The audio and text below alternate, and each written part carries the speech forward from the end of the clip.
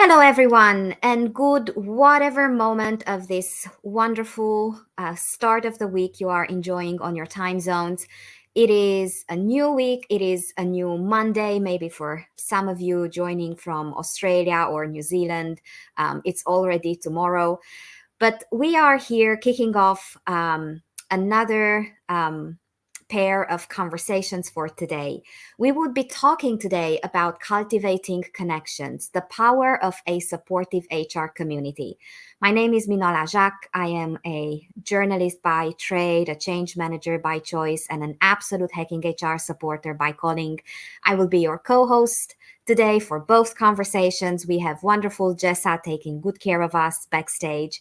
And I can already see so many hello comments. I was even smiling right before we came live. I saw hi from Romania, from my birth country. That's always so great to see.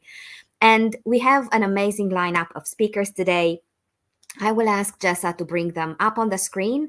And while they get used to having their faces next to each other, I will just continue to welcome people in the audience. And just a warm encouragement for everybody watching us or listening to us live now. Do use the chats as your own conversation space. Consider all the questions that are being raised to our panelists just as open to you as everybody else.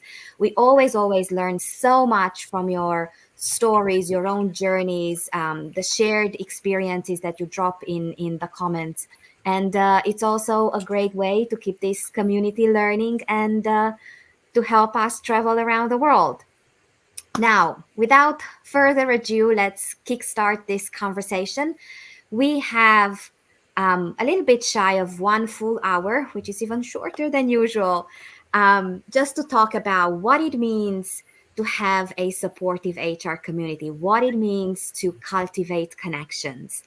And last week, all the conversations actually that we had throughout January, all talked about sense of community, about how important it is that we connect with one another on a deep, meaningful level that's hierarchy agnostic, function agnostic, whatever organizational environment we live in agnostic. So what I will do, you are all Hacking HR friends and panel veterans, so you know the drill. The first question is simple. Just firstly, shortly introduce yourselves. And then also, I am wondering what exactly makes this panel topic so personally meaningful to you that you said, oh, I'm going to take 1 hour of my time and energy and be there.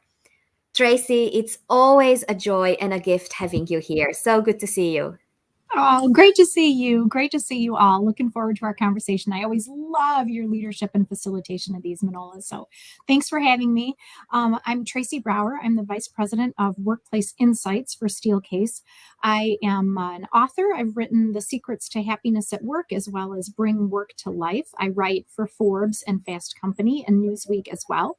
My PhD is in the sociology of work, how we affect our work, how it affects us.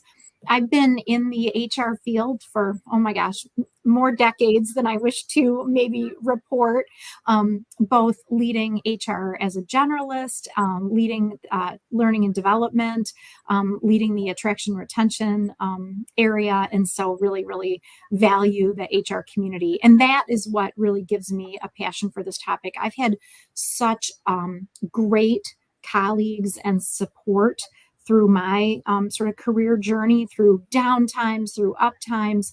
And I just really feel like I so appreciate the supportive community that I've been a part of over the years.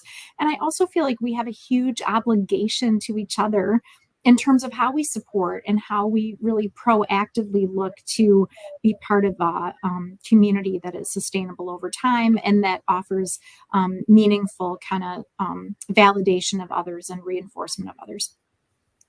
Thank you so much. Sarika, it was great to see your name in this panel and now to have you on my screen. Oh, Hello. hello. Thank you so much for having me. Great to be a part of this panel among so many wonderful HR leaders. My name is Sarika Lamont.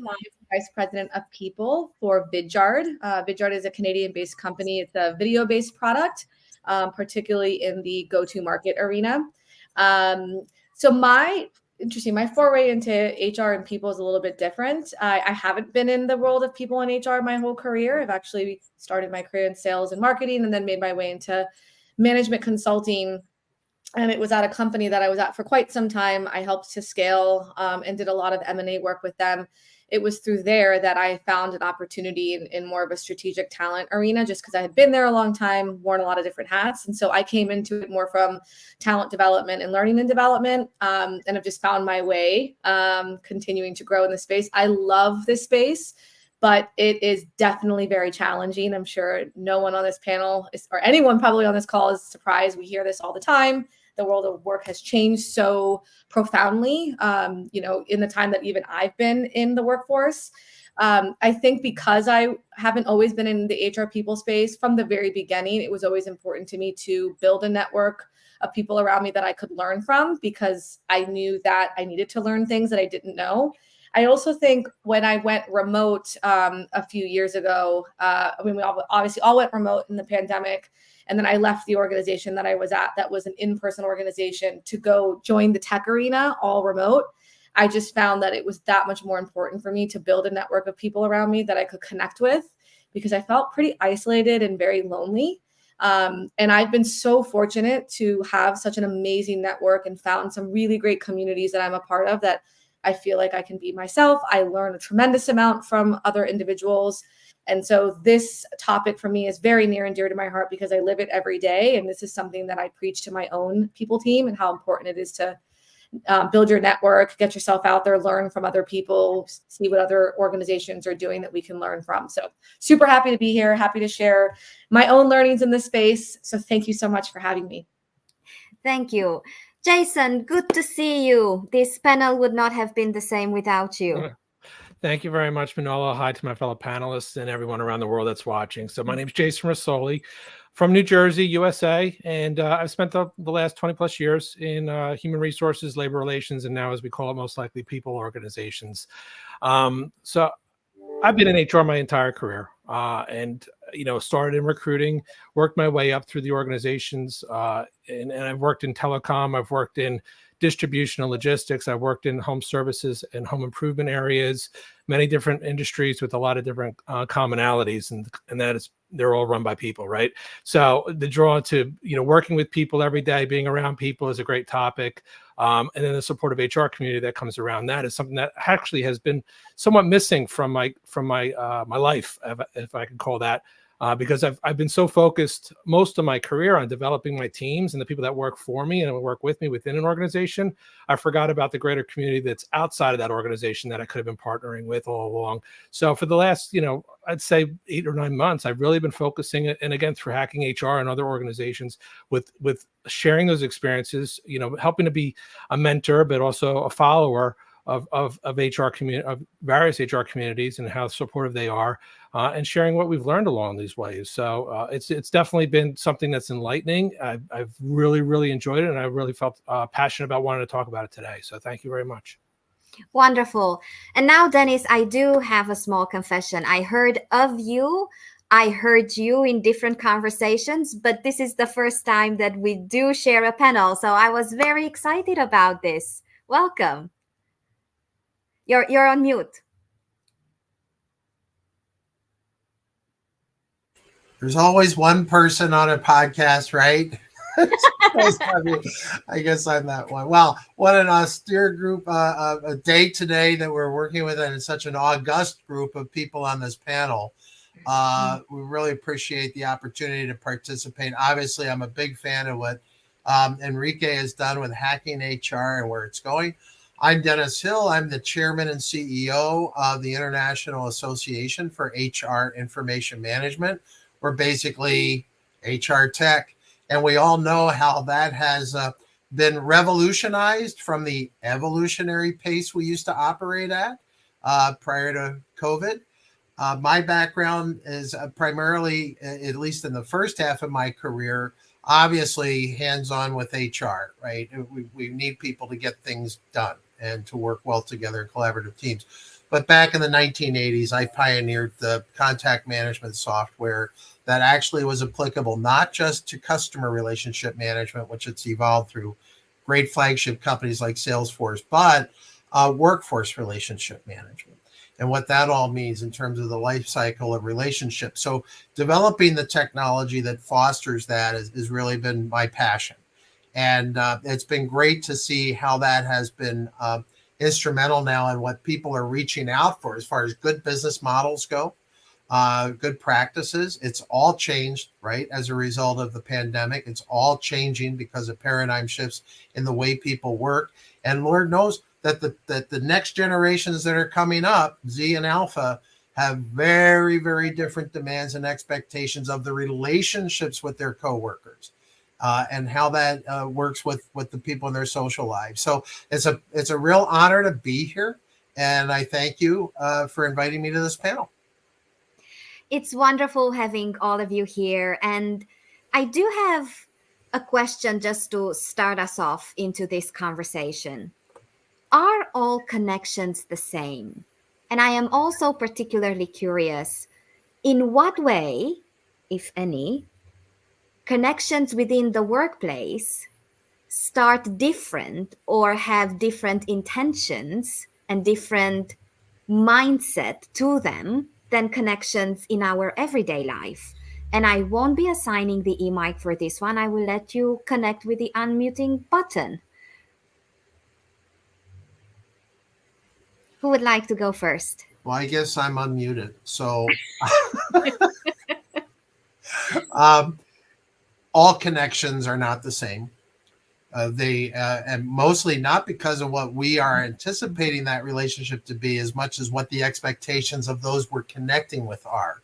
And so we spend a lot of time, if we're really empathetic towards the people that we're working with, where we explore what their expectations are, because we don't want to disappoint, whether it's in work or in school or in social lives. And oftentimes expectations being not met are often, that's where disappointment comes from. So especially in the work environment, and there's that compartmentalization that has traditionally been there in the work environment, right? Things outside, don't bring your personal life to work, don't bring your work home, all these things. That has all changed. But the nature of the relationships has not. They are different. The way I work with coworkers, the way I work with superiors, the way I work with subordinates, however you wish to classify the team that you're working on, that cultivation that is still all individually driven. Hmm. Yeah, I feel like all connections aren't the same, and more variety of connections is really a strength. I did an article for Forbes, I don't know, a little while ago, several months ago maybe, and it talked about like the different kinds of people you need in your network. And so I think it's really helpful if we have connections where we can get critical feedback, like the person that will say, oh my gosh, think about this and think about that and look at this differently and really challenge us. And then I think it's also really important that we have people who can be safe haven support, right? Like just really, really kind of nurturing us along when we're really in need of just safe haven and less critical or challenging support. I think it's really helpful to have relationships with people who kind of knew you when. I always like to say, I have work colleagues that I've known longer than I've known my children. And it's just really cool to have that sense of depth and breadth in the relationship. I think it's really, really helpful to have that variety because no one person can satisfy all of our different needs. And so when we have that variety of people in the network, that's really helpful. There's some also really, really interesting data about support networks. And when we have lots of different people supporting us, that's great. We have a greater sense of sort of resilience and knowledge of who we can count on. But there's also research suggests that when those support people know each other, we also perceive an even greater level of support. So I think that's pretty cool, right? It's a both and. We will have support people in our network who know each other and who don't. But it's interesting to think about that nuance. The other thing that I have given a lot of thought to is work and why work is such an important place that we build support relationships and friendships and collegial relationships. And I think there are really three reasons for that. One is continuity, right? Like we build relationships over time. And there's some research by Jeffrey T. Hall that suggests that the best friendships are built over 60 to 200 hours. And so even if we're shifting jobs nowadays every 1 or 2 years, we still get some sense of continuity. That's one. Secondly, in a work relationship, we get that ebb and flow, right? Like we see people when they're on top of the world. We see people when they're taking a deep breath and struggling through, right? We're all in those places now and then. And thirdly, we tend to see people both in task and relationship situations, right? We're rolling up sleeves, we're working on a project, we're solving a problem. And we run into the colleague at the, coffee machine and talk about the big game this weekend or talk about the thing that's going on in their life. And so those three things, continuity over time, ebbs and flows in relationships, sort of task and relationship, both, those I think are really important raw material for creating great relationships that contribute to a community where we're supporting each other. So those are some of the things I think of, Manola, in relationship to the answer to your question. Are they all the same? And what's the role that work plays? Wonderful. I'm going to chime in, and I think these are some great points. I also think there's an existential portion to this, is that humans are just wanting to belong, right? Again, I usually recall Maslow's hierarchy of needs, and I will again, right? Because there's that sense of that inner habitual wanting to belong and formulate relationships, and I think I also think there's a instinctual wanting or desire from a wanting to be creative and learn new things. So from a diversity standpoint, I think it's great that people are having opportunities now through technology and various other forms to connect on bases that aren't just in person and are global.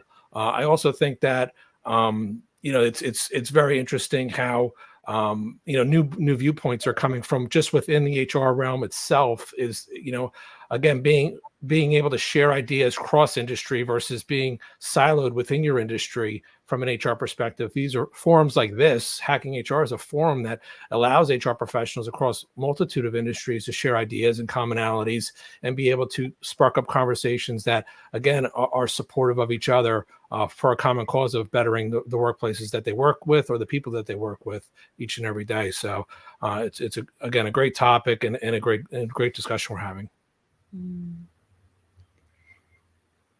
Sarika, you're in the hot seat of going last for this one. Oh, no problem. I didn't know if you wanted to move on to another question.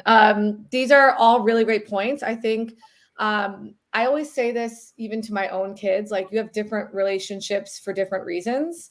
And I think that's important because not every connection, not every relationship you make, both personally or professionally, requires or the same type of effort, the same type of contribution. And I think it's important to know upfront the connections that you do make, whether they're personal or professional, like what is the expectation that you are wanting out of that connection, as well as what is the expectation that the other person is expecting from the relationship. I think that was an important point that Dennis made at the top of the question, because you want for people to come in with the similar expectations so that you're not letting someone down. But relationships, take nurturing, and those connections, you have to nurture that over time. And I also believe that there are connections that you make or that it makes sense for a period of time that you're in. And then maybe those connections no longer serve you when you move on to something different in your life, whether that be a job, whether that be something personal in your life. I've experienced that in my own, personal and professional life. And I'll tell you, when I was younger, I think it was a lot harder to process that because it feels like a loss. Whereas now that I'm older and I think I understand that much more, and I've gone through sort of, to Tracy's points, the ebbs and the flows of a relationship, you just sort of understand that some relationships and connections that you make serve you at one point in time. And it's also okay to let those things go. And you move on to the next set of relationships that you're going to nurture over time. And so I've also found those to be like really important learnings as I'd like to believe have become more mature over my time with my experiences. So yeah, I mean, they're not the same, and they also require, I think, different types of attention and nurturing over time. Can I build on that, Manola? Of course. I love that point. I think it's such a good one in terms of how our relationships turn over. I saw some really interesting research that every 7 years, your network as a whole will turn over like 60%. Isn't that interesting? Like, and you're so right. Like that's okay. Like we evolve and we change. And if proximity is the number one determinant of relationship, it's like, who are we seeing most and who are we more in touch with and all of that kind of thing. And I also was really, really struck. I love the point, Jason, that you were making about diversity. Like, there's also some really interesting research that suggests that in our personal lives, we tend to interact more with people who are more like us. And for better or worse, we tend to form closer relationships and bonds with people who look like us and sound like us and have similar background. But work ends up being a place where we tend to connect with more people who are different than what we are. 81% of people in a study by Gensler said that they connect with their more diverse relationships at work. And I think that's really cool. I also think that we need to kind of look for those differences of opinion. Like the algorithms work too well today. And so we tend to be exposed in our feeds and in our streams to the things that we agree with and that, you know, are similar to our existing points of view. And I think it's so helpful when we can kind of reach out and look for people who have really different points of view, who can kind of push us and help us learn, who can help expand our perspectives. I think that looking for that diverse set of viewpoints, looking for those diverse influences in terms of how we're thinking, how we're developing our thinking are really, really helpful in terms of the community as well. Ooh, Tracy, that is such a good point, though. The comment on like, I don't know whether I would say they work well. The algorithms work so well that you're constantly seeing things that, you know, we agree with or that are the things that we care about. But I almost wonder if that's actually doing more harm than good, where we're not necessarily exposing ourselves to the diversity of thought and opinion and what that's doing to sort of the social spectrum in which we are obviously all operating from. Like, I don't want to just be around people that are like me because yes, there is a moment like you need those types of connections for specific reasons, but I very much like to be challenged and be around also those that don't think the same way that I do, whether that's something that I believe personally or from a professional perspective. Like, I might see how I'm building a program or a process a certain way because that's the way I've always done it, or that's just my lens. But it's always interesting to hear someone who disagrees with me and tells me, well, actually, have you thought about it this way? And like, especially someone that might be younger. And to Dennis's point, we have a younger talent and younger people in this, you know, younger generations in the workforce, and they think differently and they believe that the world of work should operate differently. And so when you think about connections and what we are really doing for our organizations, I actually think it's a little bit dangerous to only be around or only see the things that agree with us. Like, I think it's so important to see the other side. And that's stronger. Yeah, sorry. I'm sorry if I expressed that badly. I thought I did. What I meant to say was those algorithms work too well. They insulate us. They keep us away from diverse points of view. So that was my point. Like, that's why we want to invite in diverse points of view. So, yeah, absolutely. Yeah. I was listening to this round of answers from you and enjoying the conversation tremendously. And you made me curious about something. If you take a few seconds and think about those connections that you would say, oh, these are my best connections, or these were my best connections within the workplace, can each one of you name one, maybe two characteristics of those connections that really make them stand out? And Jason, I will invite you to be our pioneer for this round. Yeah, sure. And without naming names, I think I think transparency and trust are two of the greatest factors you look for in someone that you are sharing yourself with in the workplace. Understanding from a transparency perspective what that relationship is trying to get out of each other. So that way, again, you're building towards a common goal, and you understand with checks and balances if you're satisfying each other's level of interaction and goals that you have set for each other. And again, it might be I'm going to generalize a little bit instead of just put someone out there in particular. If it's a manager or subordinate relationship, a coworker relationship, a peer mentor relationship, so again, having that transparency is really important. And that's what I have really enjoyed about a few people that I have that come to my mind. The other thing is trust, right? Is that understanding that person has your back, and you have theirs, and that you, again, there's not, they're not in it for a selfish reason, but they're in it for a common reason.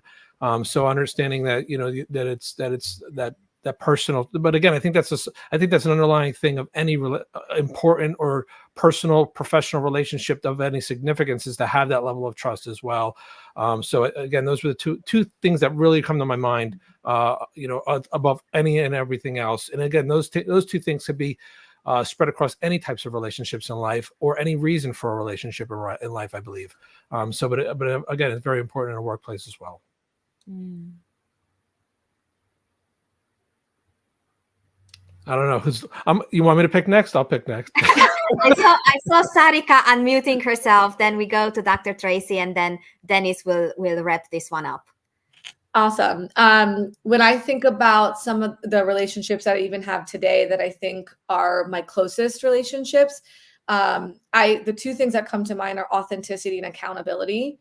It just so happens those are two values that I believe are super important, that I always how I want to show up, whether it be for friends in my personal life, my family, or professionally. But especially professionally, I find, especially nowadays when we talk about just having diversity in thought, diversity in perspective, I think those that always approach challenging situations with the utmost authenticity, like they always show up as themselves, and they don't have this fear to show up as themselves, while like holding themselves accountable to the things that they're saying, the way that they expect for people to show up. Like I find that to be of most importance for me. Like trust, of course, is absolutely important. I almost feel like that's the sort of the baseline that we all should have. But I believe in order to be able to challenge someone and they're thinking directly, you have to be able to know that that person is authentic and they hold themselves accountable, and that they are, in turn respectful and can also give you candid feedback. I love Kim Scott's like radical candor. We talk a lot about this at work right now,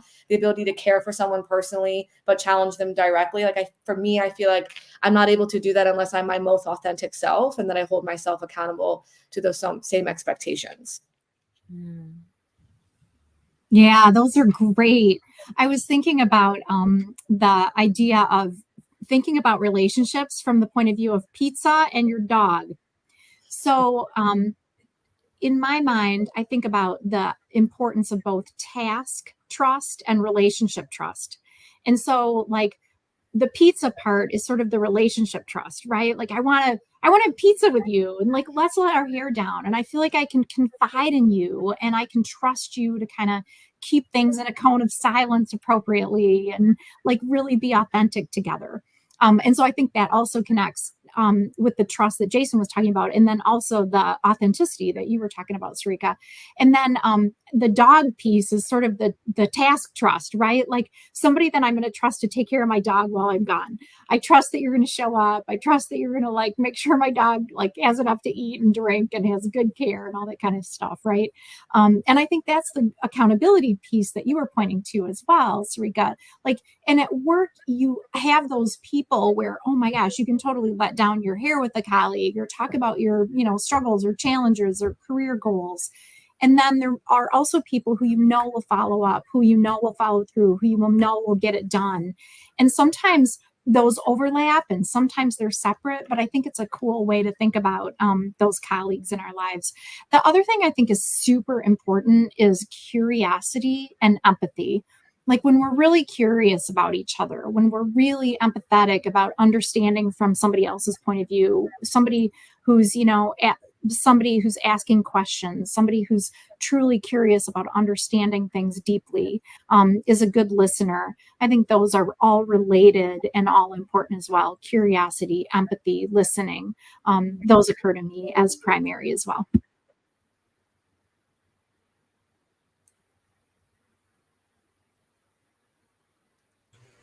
All great points. I don't know how to wrap this up. It's I think it's determined by the type of relationships that you have. And in the workplace, I think most of our experiences in common are in the private sector. The level of engagement with people at a relationship level, whether it's peer-to-peer mentoring or trying to determine that authenticity, changes in other environments. I've worked in government as well as private sector, and I've worked in secure and insecure type places.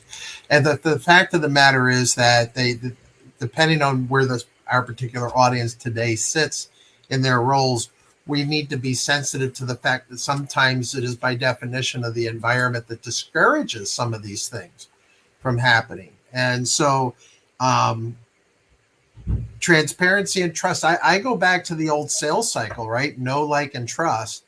Do we want to trust people that we've come to know, but we may not necessarily like, but as a matter of professional courtesy and competition and cooperation and collaboration, we still have to work together, right? There's a practicality of that. And so those lines need to be drawn. I think that we see less and less of that with the emerging nuances of how the workplace is being redefined, again, by emerging generations that are coming in and saying, I want more. I want to work for a socially responsible organization. I want to see that they're committed to diversity, equity, inclusion, and belonging, right?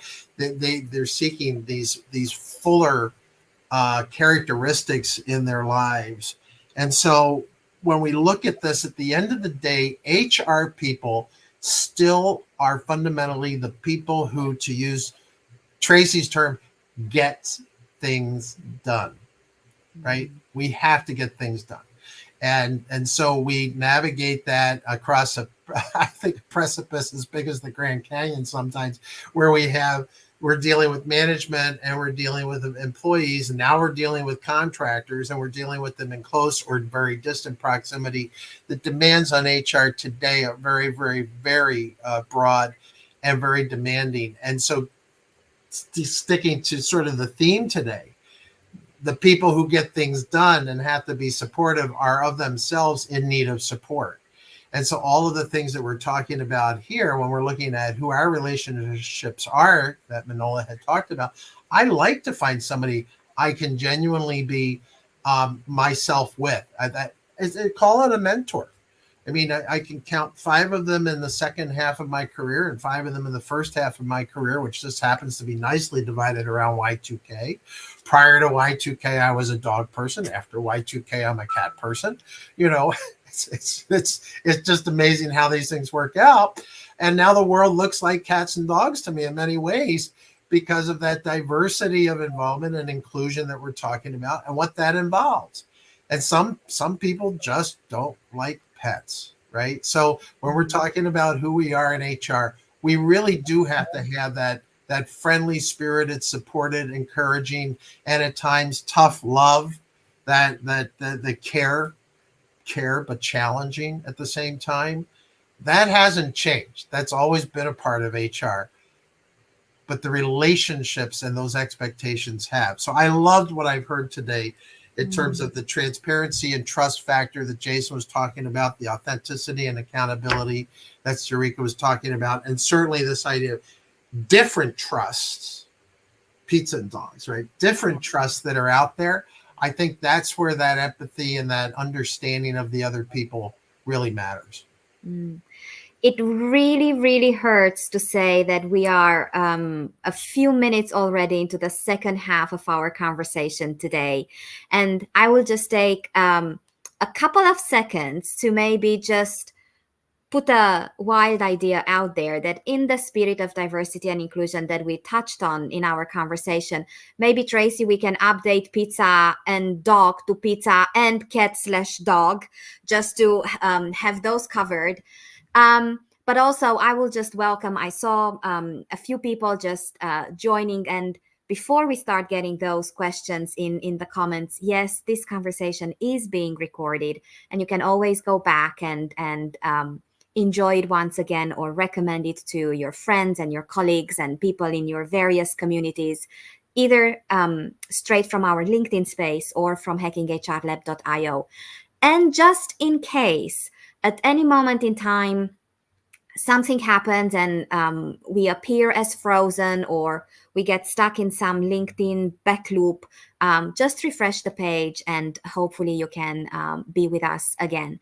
Now, Sarika, I made a mental post-it when you shared your journey into HR.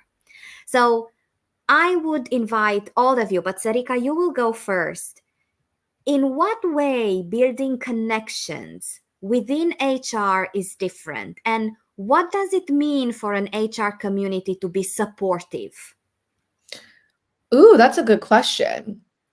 So how was building a network within HR different than potentially how I was building the network prior to what I was doing here? I will say it's definitely changed a lot. So when I think back to, let's say, when I first sort of started my foray, if you will, into the space, was probably 2017, 2018, and to the time now. And so I was in person at that point. Now I'm entirely remote. So that also has, I think, played a role for me. I find that people in the people space, in the HR space, are much more open to speaking up about what matters to them, speaking up about their own values. They're no longer willing to go with whatever the norm has been, because quite frankly, I don't know what the norm is anymore. When I was coming up in the working world, like there were specific things. It's like you were going to be in the office and you had to respect the hierarchy, and there's definitely, I came from management consulting in the government space. And so you're like dealing with government officials, and it's like, yes, ma'am, no, ma'am. So it's very different environment where I felt like it was a bit more closed off. And coming into the people space, and nowadays with so many younger people I think in this space as well, that are driving towards something different, folks are more at least the people that I have surrounded myself and building connection with, are much more open. And the other thing I noticed is folks are now also much more open to sharing the work that they're doing. I found early on that it was a lot harder to build connections with folks that would spend the time to say, hey, look, I'm designing this program. Okay, let's call it performance. I don't know. Here's what I'm stuck on. Here's what I'm trying to build. Here's my environment. I'm really stuck here. I want to do something different. But at a time when I first started into this space, everything was the same. And there was no different way of doing anything. And people weren't willing to share. They weren't willing to spend the time to have that dialogue, to challenge your perspective, to challenge the normal way of doing things. Whereas nowadays, I feel like every week I'm having conversations with people from my network, not even in my own company, but in my network, where I'm like, I'm dealing with this challenge. I'd love to hear how you're dealing with this challenge in your environment. Do you have any resources you'd be willing to share? Here's what I'm doing. Let me share with you what my team and I just designed. Like, is this helpful? I'm finding that people are much more open to sharing best practices, to challenging our ways of thinking, to challenging our perspectives. And so when I think about even in the space that, like, I'm obviously a diverse female in this space, and I didn't find that it was that inviting even 5-6 years ago as it is now. And that could also be that I've made it a conscious effort to find my people in this space that value a lot of the same things that I value in terms of like what I'm looking for in work, or the type of culture that I'm trying to support and create inside of my organization. So in that way, I'm looking for people who are similar in that way, but are also willing to challenge how I might execute, how I might implement, how I might bring people into the fold, how I might bring my organization into the fold. I don't know. I guess I'm probably gravitating to those networks and those safe space communities where folks are willing to have more of that challenging dialogue. But I will tell you, it has definitely changed since the pandemic. And I don't know if it's because people are now more isolated and feeling more alone and like wanting more of that connection. I know for me, I'm an extrovert, or probably a recovering extrovert now. I always say that from the pandemic. I was way more extroverted pre-pandemic than I am now, but I do find that people are willing to be more honest and are more willing to spend the time to build that connection than ever before. That's just been my experience. I'm interested to hear from others on the panel if their experience has been the same or different. Jason. So first off, I love it. And I think what's made it a little bit easier is just that HR people rock and we're awesome. But besides that, we're people, right? So I think it is somewhat easier for us to formulate connections with peers. But I also think, again, to Sarika's point, I think the turnover of COVID and the the retention issues that we've had have forced people to form new relationships in industries and within roles, instead of going into a company and being there 10 or 20 years. There's been a lot more turnover. There's been a lot more relationship building, and there's been a lot more remote based relationship building as well. So it's open grounds. Again, I've kind of avoided this in my career, building relationships outside of the workplace so much up until about 8-10 months ago. I found myself out of work. And I said, you know what? This is a point in my life where I want to start giving back. I want to start building these relationships within the HR community. I want to start sharing my knowledge that I have, that I've formulated, instead of sharing it with 10 or 20 people that report into me, that I'm their supervisor or a superior of.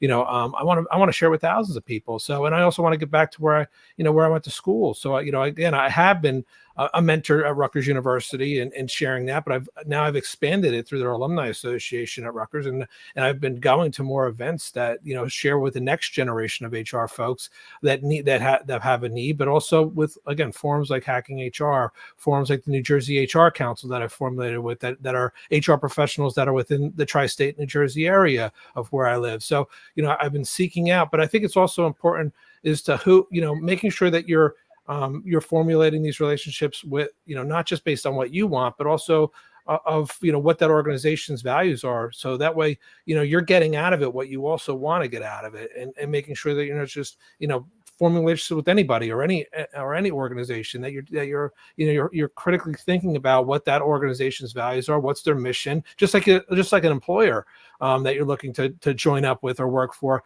These different organizations or communities, you need to understand what they're trying to achieve.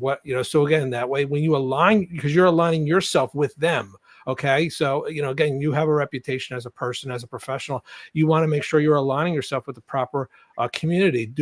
And that's what involves doing some research on that community, so that way, when you jump into their boat, jump into their community, that's the right one. That's the right fit for you. Right. The other thing I just mentioned is that relationships don't always come easy. So, coming into these organizations, they're always run by somebody. They're mostly volunteer. So whether or not it's, they take organization, they take, setting up meetings and doing things, whether in person, online. I mean, Enrique spends tons and tons of time to make this happen, right? Manola's tons of time to make this happen. So, making sure that it's an organization that's there for the long term, that, and what your level of involvement, what you're willing to give to it to help it grow, is also what's important, and what they expect of you as a member of that community. So again, a lot of different stuff, a lot of great stuff. Yeah, I would just add such great points. I agree with what you all are saying. And then, really thinking, Manola, back to your question about how is it different to build community and form relationships within HR? I think a couple of things. One, I think it's really, really relevant, the high level of confidentiality that's required in HR, right? There's a high level of confidentiality required in all jobs, theoretically, right? But if I've got, challenges in a job that doesn't include sensitive information about people, it might be easier. So there's always that really, really important variable where if I'm going to form a strong relationship, I might need to talk about things that are challenging or hard, but I can't do that in a way that compromises somebody else's confidentiality. And I need to do that in a way that's really, really sensitive to issues. That's one that I think makes forming relationships and forming community in HR really, really nuanced and slightly different. Another thing I think is really important is that we have to be careful about kind of authenticity within the appropriate guardrails, right? We want to be able to let down our hair and be transparent and talk about what we're really, really struggling with. But as an HR professional, we can't do that with just anybody and everybody. There's a certain amount of sort of professionalism and role clarity in which we need to be discerning about where we're sharing what kinds of information. So I think it's really critical that we're able to create a small community or a couple of key relationships or a handful of key relationships where we can be totally transparent and really, really let down, but not do that in a way that challenges our credibility or the credibility of the organization or the policies we're upholding or whatever. So I think that sensitivity is something else that makes it really, really different or nuanced, if you will. And I guess the other thing for me is that I think there's in forming the HR community, I think it can be especially helpful to look externally, like within our own walls, right? We have similarities in terms of the policies we share or the culture we share or the challenges that we look out for. And sometimes that external point of view, HR people within other organizations can be so especially helpful. I think it's true for all professions, departments, functions, specialties. I really do.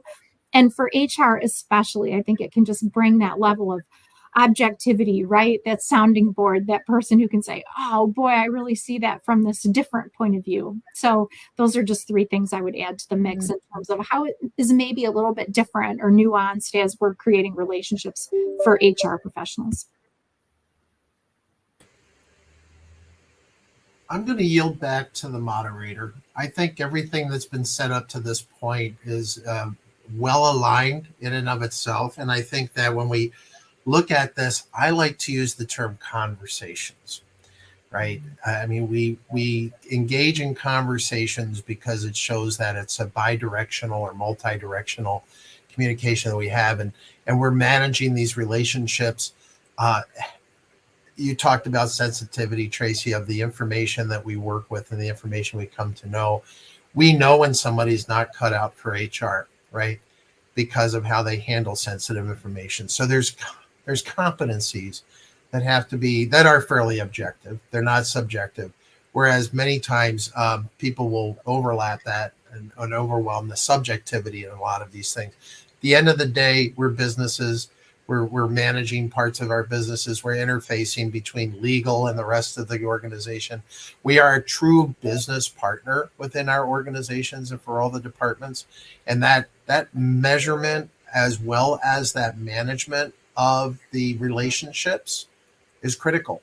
It's something we all practice every single day. And I saw that in one of the comments that a LinkedIn user said, Tracy's points on discretionary authenticity are 100% on point. I couldn't agree more. Yeah. I just want to make one point. Dennis, you made a point earlier in passing about that, it's not always wanted, meaning like it's not always supported that an HR person, be able to formulate these relationships or communities within a company. But I think it's also, partly that on more of a rare occasion that they're not supported internally within, but also there's a need, right? Because there's so many people that out there in HR that are sole practitioners, or an organization of only 2 or 3 HRs in the company, 3 of the small business, mid-sized businesses. So there's an absolute need for these supportive HR communities outside of one's own workplace. So not everyone thinks everyone works for a major Fortune 500 company, but the fact is they just don't, right? So there's that need of being able to go outside of one's own workplace to help get support answers, form those relationships. So whether or not because it's not supported within that company by maybe leadership or something, or again there are sole practitioners, small HR department where again who do they have internally to ask these questions for? There's an absolute need that needs to be supported outside through, again, forums like this or other localized forums.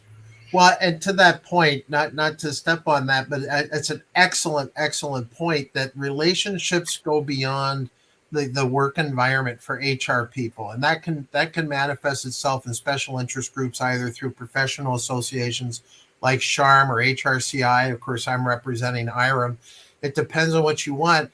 But it also, the fact that we're on this podcast today with Hacking HR as the sponsor shows how something that didn't exist 5 years ago, it didn't exist prior to really COVID, has now really taken off in its own, because there are these gaps out there. And as HR people, we don't really like gaps. We face them. They're opportunities for us to insert better practices or improve practices. And again, everybody knows the practices are being challenged, but the relationships are still there and the competencies are still required.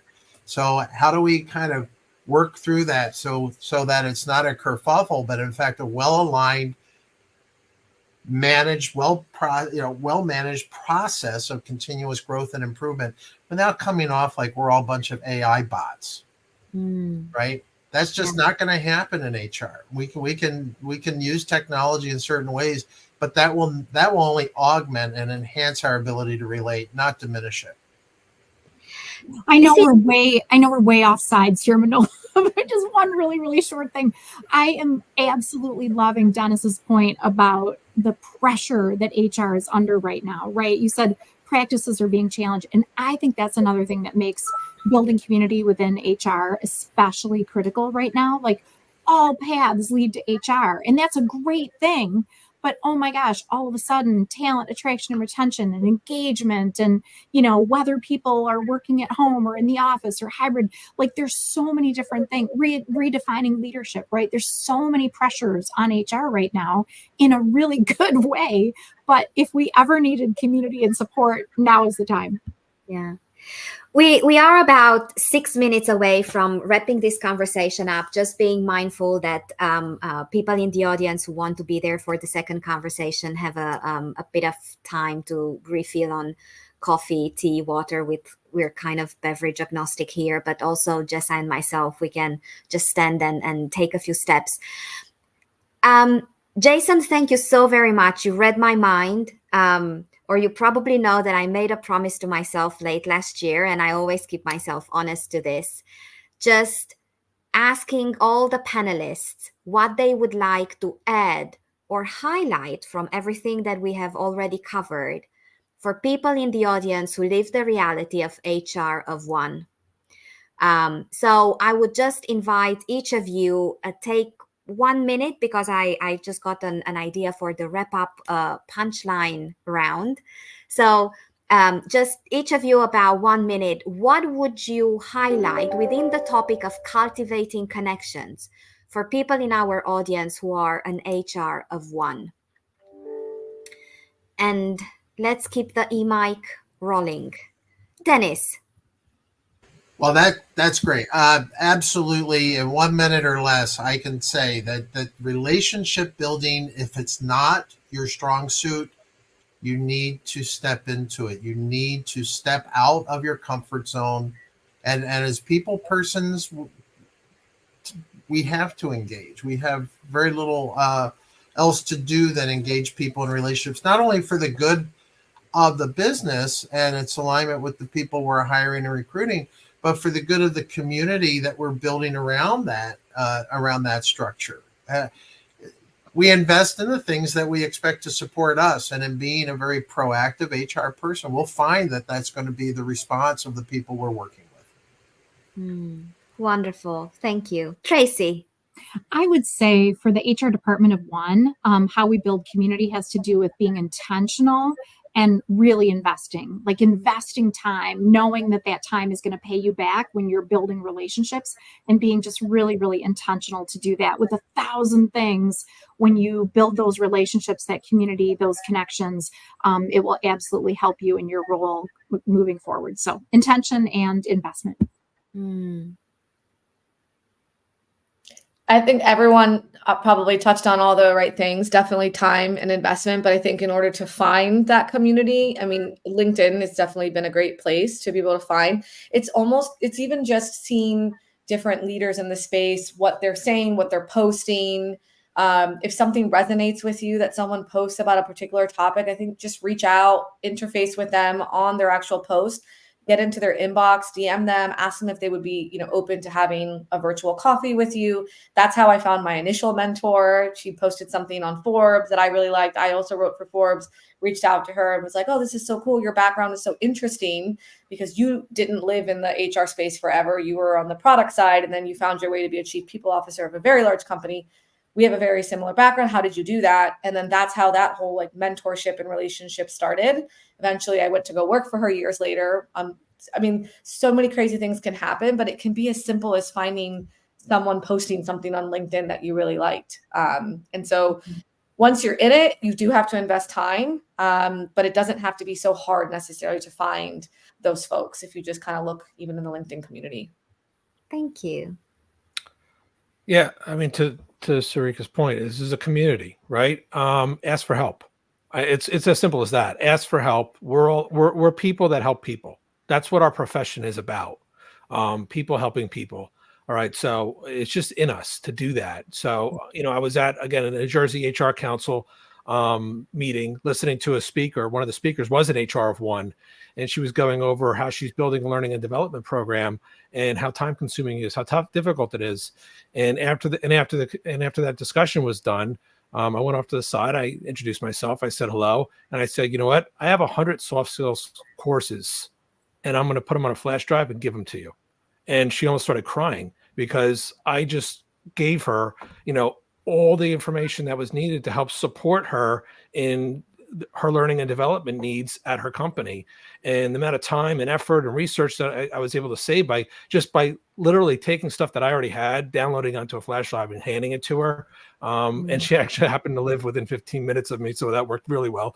But just ask, right? People are going to want to help people. Pay it forward. I mean, you know how great that made me feel being able to help out an HR person of one, knowing the struggles that they must be going through, trying to do that.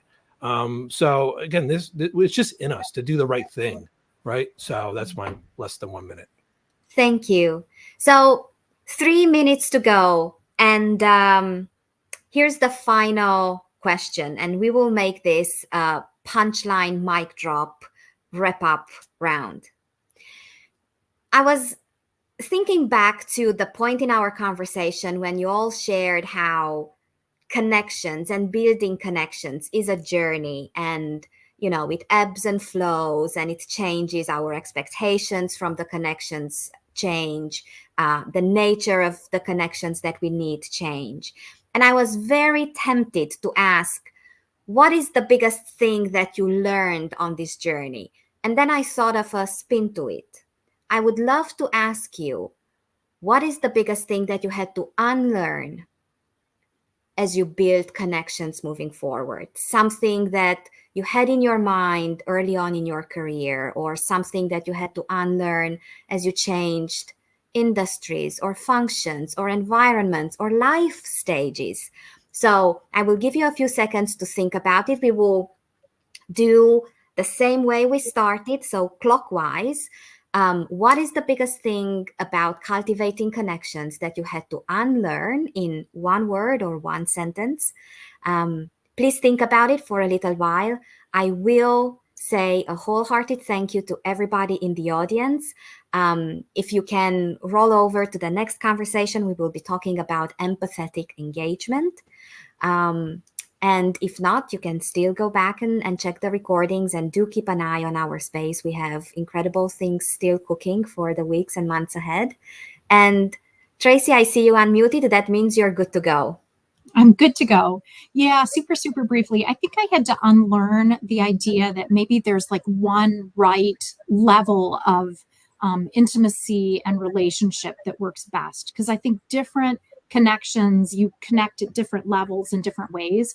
And that diversity of the level of connection is okay, appropriate, and works really well. Thank you so very much. Sarika. That's a good one, Tracy, for sure. I think one thing I had to unlearn is that not every connection that I make is necessarily expecting me to do something. Like, I don't always have to be taking an action immediately, or fix something for them.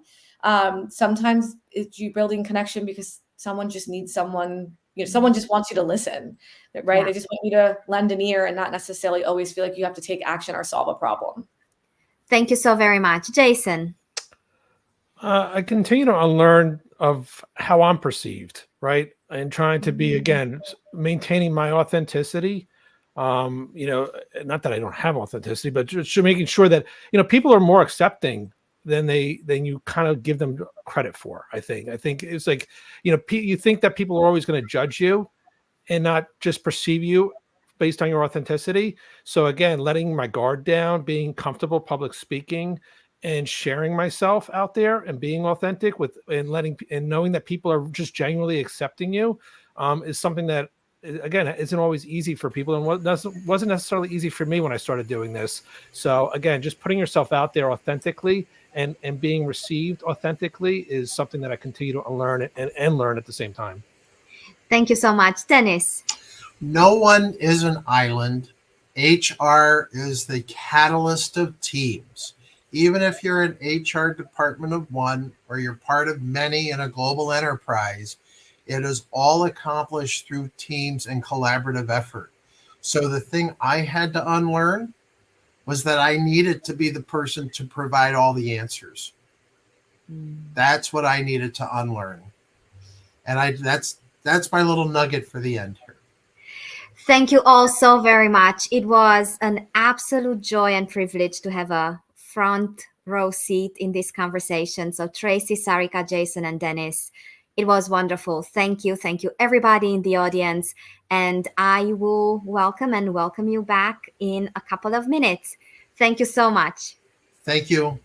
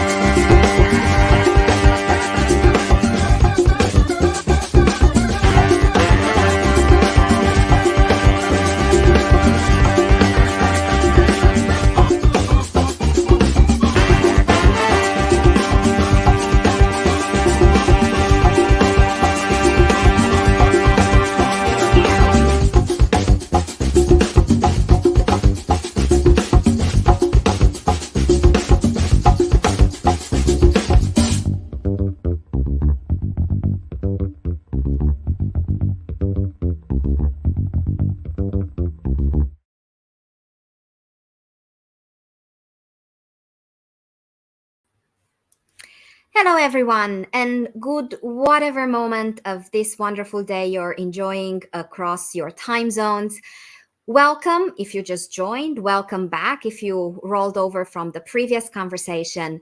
We will be spending the next hour from our day 6 of the January series discussing empathetic engagement. And first and foremost, a big thank you for the couple of extra grace that you allowed us as we rolled over from the previous panel. And a big ask of help, a big ask for help from the audience, just to make sure that technology still works and we're not trapped in some back loop on LinkedIn.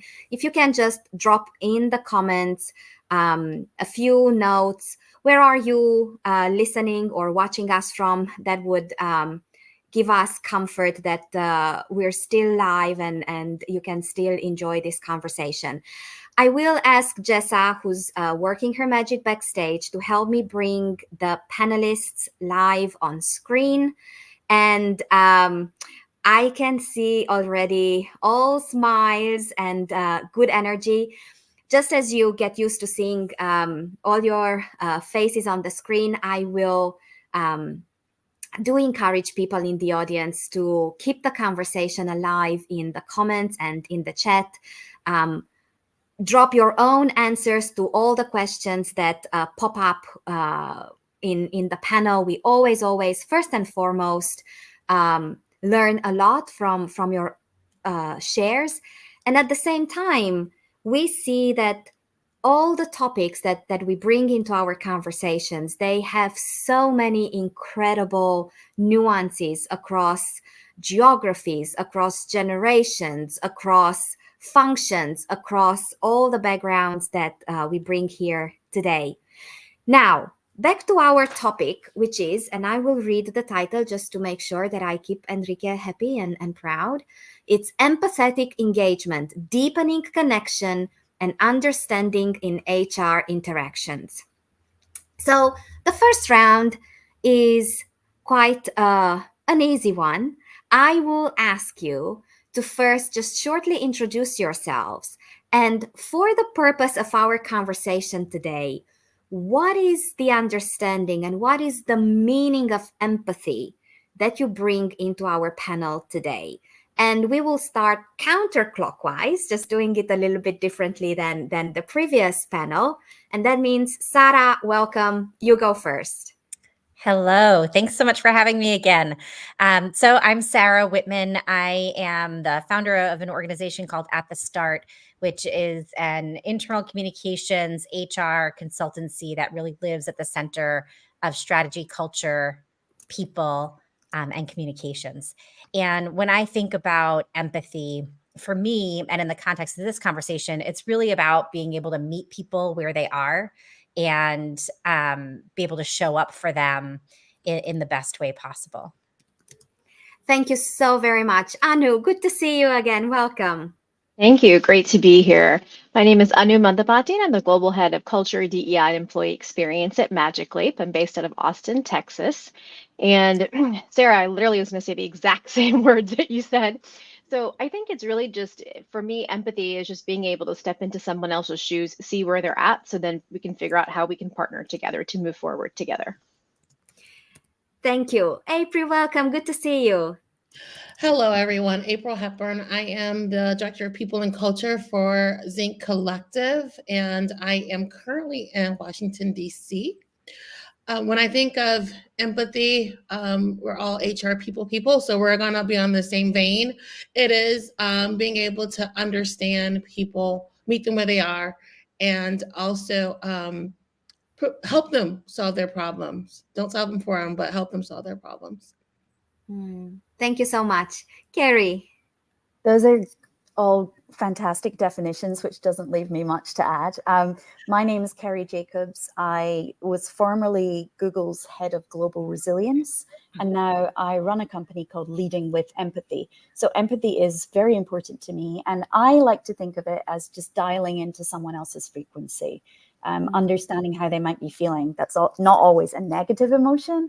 That could be a joyous one, but just dialing into someone's frequency. This is wonderful. And I will just take a couple of seconds with a big ask for technical help from the speakers. When you're not speaking, could you please stay on mute? Because every now and again, we get a bit of echo. And also a sneak peek into our facilitation back kitchen here. When you unmute yourself, that's my cue that you want to jump into the conversation. So thank you for making my life easier today. I would like to bring a question that we had in the previous panel. We talked about cultivating connections. We talked about what does it mean to have a supportive HR community, and also in what ways cultivating connections within HR is different than cultivating, connections at large. So I would like to bring that here before we move very deep into the topic today and ask you, if we look at the title of the panel and we have connections and understanding in HR interactions, what comes to mind, and what are your expectations and your intentions behind building connections within the world of HR? And we've been on panels before, so you know that my reflex move is to start diagonally. So Anu, I will invite you to start us off, and then everybody else build your own conversation, and the unmuting competition will be officially open. So Anu, please. Yeah, when I think about this, I think about partnership. And this is all about co-creation for me. I'm not coming in with the answers. I'm really partnering, with whichever business area or leader or team it might be. We're coming together to figure out, what's the biggest challenge, or even what's the biggest one, as Carrie said, it's not always a negative emotion. And so, how can we partner together to create that outcome? So, for me, when I think about deepening connection and understanding, it completely is about partnership and co creation. So, I'm not coming in to solve, like April said, it's really about us creating the solution or outcome together. I'll add to that. Additionally, understanding and recognizing that we all bring different experiences and levels of experiences, and also ideally like a different culture. When you work in different industries, what is okay in one industry is maybe very different in another. And it's really an opportunity for diversity of thought, an appreciation for differences in understanding, celebration, support, caring, and it's always great to be around other HR professionals and build that, because you swap a lot of battle stories, right? And it's fun. Sometimes it feels like you're the lone warrior within an organization, again, just based on the culture, situations that happen, business needs. So it's great to have in your cabinet, right, a variety of support systems that can help. I love that. I love the battle stories piece, because I do think it's important. And even if you're preparing for a tough conversation, having someone that you can even role play that with, just to understand how is that going to sound coming out of my mouth, and what are the reactions likely to be. In the previous panel, there was a lot of discussion about an HR department of one. And it really made me think and have tremendous empathy for those HR individuals who don't have a peer group that they can go and bounce ideas off. So things like this and other industry groups, so important to build community so that people can, just lean on each other. Now, I'm thinking a lot about your point, Manola, about the connection, and how do we build that connection for ourselves and within our organizations. And the first thing that came to mind for me was really time, and time with the people, time with the leaders who are spending time with the people. And you can't build a connection where you're not putting that intention and focus. And how you do that as an HR department of one, and how you do that of an HR department of thousands might look very different. But the intent behind it is to really try to understand the experience of the people at different levels of the organization, so that you can be a good representative for them, a good partner to them. And that's something I think is very, very important for us to not lose sight of, that the empathy comes from that connection. I would like to invite you into a challenge. So let's park empathy for the next 5 minutes. We park empathy. When we think about building connections, and when we think about deepening understanding in HR interactions, what are some of the skills, some of the capabilities that help us do that? And there are extra points available for the unusual suspects. So something that really surprised you in witnessing, either in your own selves or in the people around you that you build particularly meaningful connections with. What are some of the skills and competencies to do that? Empathy is parked for the moment. Who would like to lead us into this one? I'll start. Go ahead, Sarah. Sorry, Okay. Carrie. Sarah, I'll quickly pass it to Carrie. I had a realization as an HR professional pretty early on. I shifted my career from communications to HR. So I was already in the working world and coming at it through a different lens. And what the skill I needed to build the most was the ability to step outside of myself, to leave myself on the side, and really be present for the other person. And that was not something that came naturally. I don't think that that's something that comes naturally for a lot of people, but when you're able to truly leave yourself to the side and be open, then that ability to connect is strengthened exponentially. So mine was very similar. So obviously the big one is listening, right? We all know how important listening is. But I think for my bonus points, I would say that it's all about showing that you're listening, especially in this Zoom world that we live in now, where we're not in the same room often as the person or the group that we're speaking to.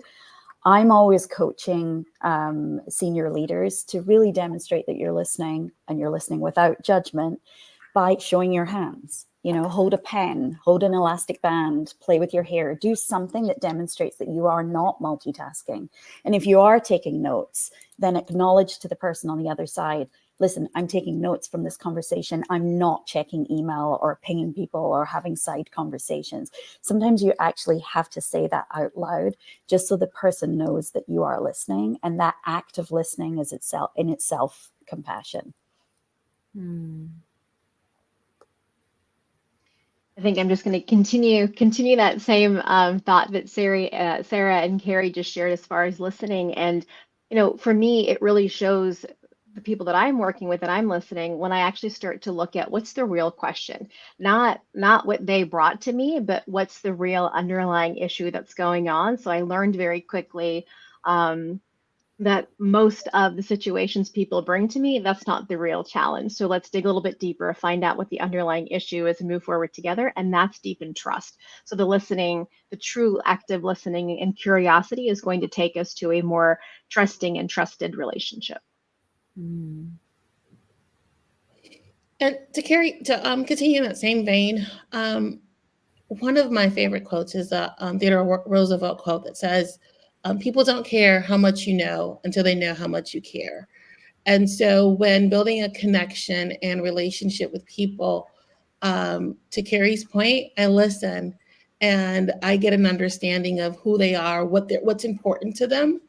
And so if I'm having a conversation with someone on a Friday and we're talking about what their weekend's going to be like, and they mention, oh, I'm celebrating my niece's Anne's birthday. Monday morning, I'm asking them how did that birthday party go? Because I'm recognizing that was important to them. They brought it up to me. And that builds a level of trust to Anu's point. And it also shows that I was listening and paying attention. I think in a world where we've become the selfies world and so self-absorbed in so many ways. And to Sarah's point earlier about time and investment, those are that's a simple way of showing that someone that you're invested in them, their interests and what's important to them as well. And then Anu said something early on about partnership. That's huge. It's collaboration. It's working together again to solve a problem or their problem or issue, and genuinely being concerned about who they are as a total person. To Anu's point, right? What's the real issue? How can I help you? May I just add on to April's point there about the niece's birthday? I love that you said that because in my research, I asked 3,000 individual contributors. It was some research around inclusivity from leadership. And I asked them, what is the behavior you see from leaders that makes you feel most included? And as we know, feeling most included means most likely to stay with the company, do great work, go above and beyond, attract other top talent.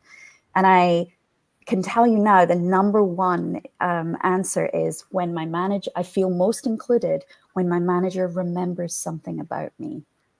And that's it. So remembers that I told them that my niece was having a birthday party, remembers the name of my kid, remembers which football team I support, remembers what country I grew up in, or that I have an allergy, or that I'm a visual learner, whatever it might be. And although that's almost impossible when you have thousands of direct reports, knowing as much as you can, making notes, remembering things, it's just the power of that demonstration that you've been listening. So I love that, April. That's absolutely wonderful. And Let's go back to empathy. I was thinking about a conversation I had a few years ago with someone, and we were talking about someone else, and they made a remark that wasn't genuine empathy. I felt as if they came out of a workshop on empathy and they were practicing on me. So, my question back to this panel is, can we learn empathy? Can we be mindful and intentional in how we show up with empathy in our interactions in such a way that we're not fresh out of a workshop and we're practicing on people? Absolutely, is what I'm going to say. It's all about practice. Think about anything that you learned for the very first time. Maybe it was a little uncomfortable, you didn't exactly get it right, and that's okay. The more that we practice, that's what's going to create progress. So it's not about perfection. I don't have to say it exactly, however, this empathy workshop I attended, it's about being truly myself in that situation. And I don't want to show up as how Carrie would show up. I want to show up as how I want to show up, and really being able to just be fully present with the other person and connect to them. And again, going back to practice is what creates progress. So I was thinking about this when Carrie was talking before, and Anu, you just said this too, is you have to want to, and to be yourself. And I think that, like made that comment before about how the hard thing for me was putting myself to the side. The hard thing for me and for a lot of people is to be yourself, and to say, it's okay. I learned this in the workshop. I think it's really important. I'd like to apply it. I might not get it right, and feel okay with that. To question, what is empathy? What does it mean to be curious? What does it mean to connect with another person? You have to really be okay with yourself and willing to be present yourself, to be able to pull that through.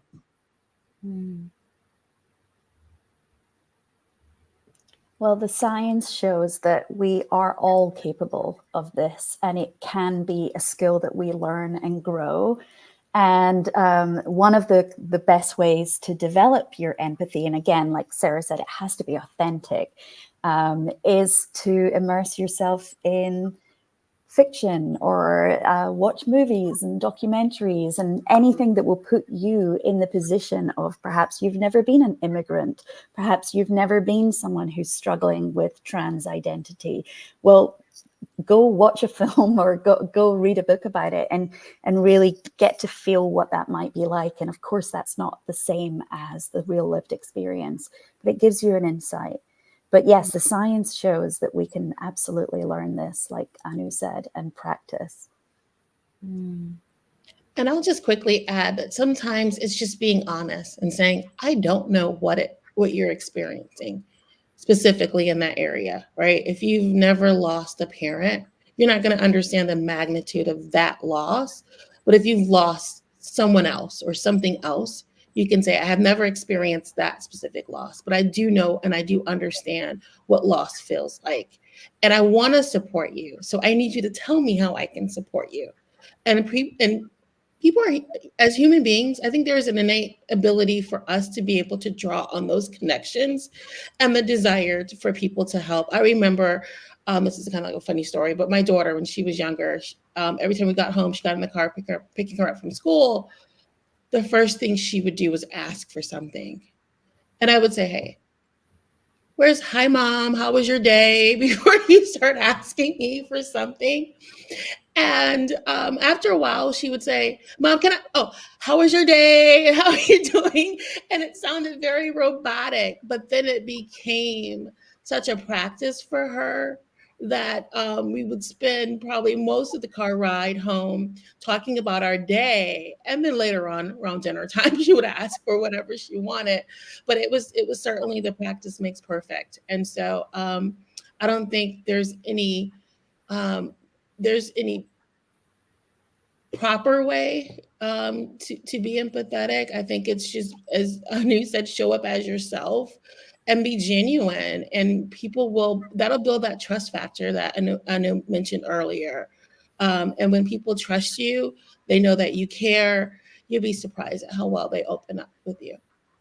April, I think I'm your daughter in a professional context, because I will go into meetings sometimes and just immediately like, okay, here we are. We've got 30 minutes. Like, let's go, and just get right down to business. And I have had to train myself to pause and say, okay, give myself a break from wherever I was before into where I am. And it's a new group of people. Who am I with? How are you? How was your weekend? Tell me something that you did that you enjoyed. Tell me something that's on your mind that's a challenge. I had to really rewire my brain and slow myself down and say, okay, here we are. Let's connect first and then make progress faster together. That's an excellent point. And I would add to, in the event that business first, just don't end the connection, that way, right? So if you have to start off a business, allow that human aspect to come in so people can at least leave the meeting feeling like, they were appreciated in that moment. But yeah, that's great. Listening to this round of answers, I remembered a few bits and pieces from the previous panel when we discussed about transparency and trust and authenticity and showing up, with your full self, but also about the challenges of doing that within HR, that is a space of interface with highly sensitive and confidential information, where full transparency is not at all times full transparency, and that can chip away at trust, and that can be misperceived and misinterpreted. So my next question to all of you and people in the audience, please feel free to continue to contribute in the comments. How can we be in this space of transparency and trust and sharing and contributing? And when can that backfire? What is the thin line that we need to navigate and oftentimes probably even internally reconcile in our connections and in our interactions? And Sarah, I see you nodding. I would ask you to lead, and then we pick it up from there. Yeah, this is always on my mind. And as an HR professional, having to be in situations where that line is clear, but how can I be right with myself, and how can I be right by the company to be able to do that? I use a very simple coaching tool to help myself in those moments. And I had to do that because I was bumping into some really tricky situations that weren't sitting well with me in how I was handling them, or how I felt that I was representing the company in handling them, and how I was supporting the people as we were getting close to those situations. And so I have gone through, that self-coaching tool, like the coaching wheel. I use that for myself in these tricky situations to make sure that my intention is lived to the best of its ability. And I would layer in, the company elements I needed to factor in, my own personal elements that I needed to factor in for myself, and then whatever I could for the people. Not making assumptions as to where they are or what they would think or feel, but how I could help the best I possibly could. Did I consider all of the things that I possibly could in the way that I'm showing up? And that has proven to be very helpful for me, because at the end of the day, even if things didn't go the way that I wanted them to necessarily, I knew that I did everything I could in the world of controllable things to know that I showed up the best way that I possibly could. And then you have to be willing to let the rest go. And it could hurt sometimes, but that's, the way that I've been able to manage that. I'm going to say something that in HR, I recognize that I am not a social worker. I am not a clinical psychologist. And so there's only so much help you can provide to an individual. And sometimes you do have to refer out for additional support. And that's the best answer. Because sometimes there are some situations and circumstances, like no matter how empathetic you are Someone wrote in the chat, understanding the difference between empathy and sympathy. And you do have to navigate that very hardly and very, very strategically in HR. And there comes a point where you can't allow yourself to get exhausted, and you have to refer out to the expertise in that arena.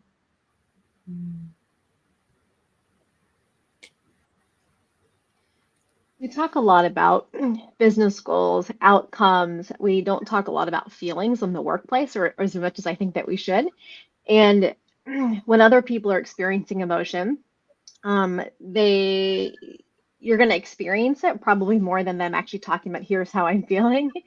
And so one of the things that strikes me is, I mean, we're having our own experience as HR professionals. And so whatever that is, first, it's important to identify what that feeling is. So it's literally asking yourself, how am I feeling? And then how do I want to feel? And what do I need to give myself to move from A to B? It's the oxygen mask. If we're not taking care of ourselves and putting it on ourselves first, how are we able to show up in the best way for everyone else? And so when other people are sharing whatever they're experiencing and they want us to partner and co-create, X outcome, I think that there is a fine line as far as transparency of, I don't need that person in most situations to know how stressed out I am and all the other, umpteen things that are on my plate. I want to show up as a true partner. So being able to do that is going to require me to have that self-reflection time. It's really tapping into that community, doing the things that I need to do to take care of myself. Because if I don't do that, then those outcomes, I'm not going to show up in the best way with other people. That's why I'm loving this forum and all these connections where you're bringing HR professionals together, because I do think that community support is so important here. And I think, just going back to something Sarah said, we can only control the controllables. So that's just taking a moment to recognize that, some of these things I'm not going to be able to change. I can't change how someone is going to react to this news. I can't change how this reorg is going to land in the organization, but I can control how I act in this conversation, and I can control how I follow up and how I support my executives and support my constituents and things like that. So I think just that moment of understanding that you can't be everything to everyone, and nor should you, because you have a life and you need to protect yourself too. Anu, I see you want to add something, please.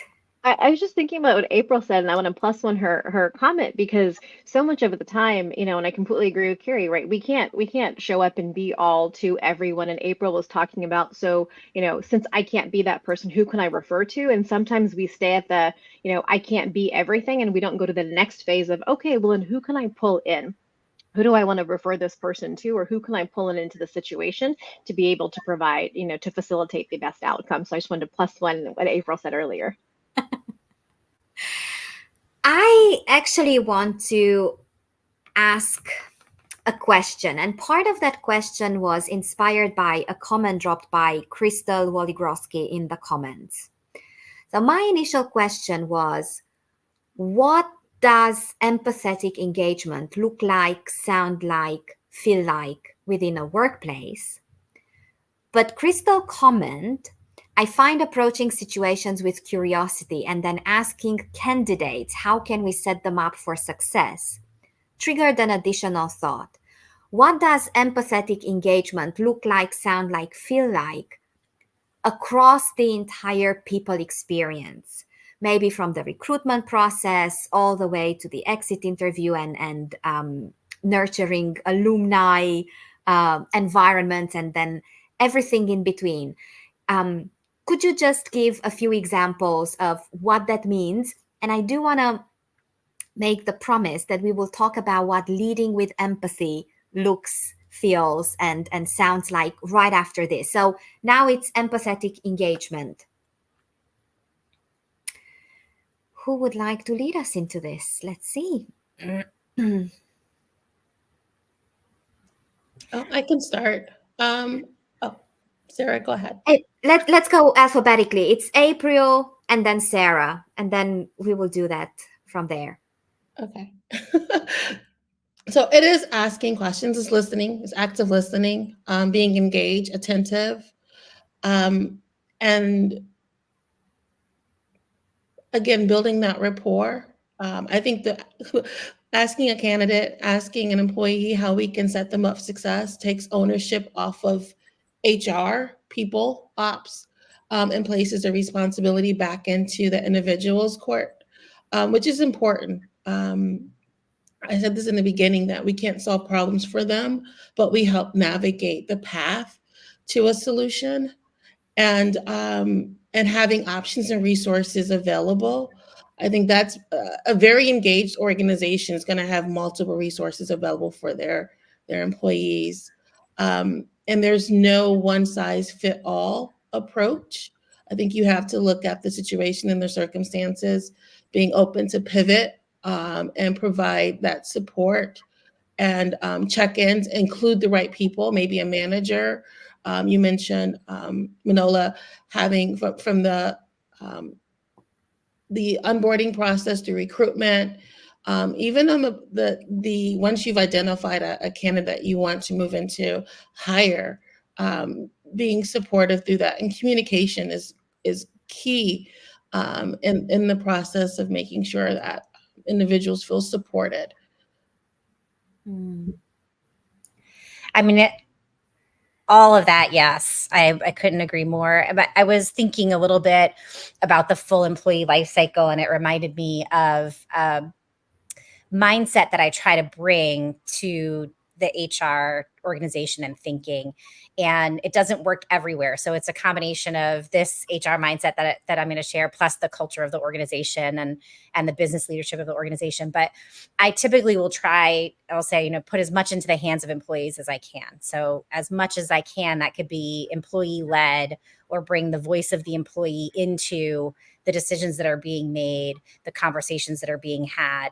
And that certainly comes from that curiosity. But if you have that mindset of employee-led, voice of the employee, and you weave that throughout the employee life cycle from, when you're starting to post a job or start that recruitment process all the way through to when you're, having an employee move on and become part of your alumni network, what does that look like? Takes on a different shape and form throughout the process. But at the heart of it is, if this were employee led, if this were in the hands of the employee, what do I have to bring forth to make that possible?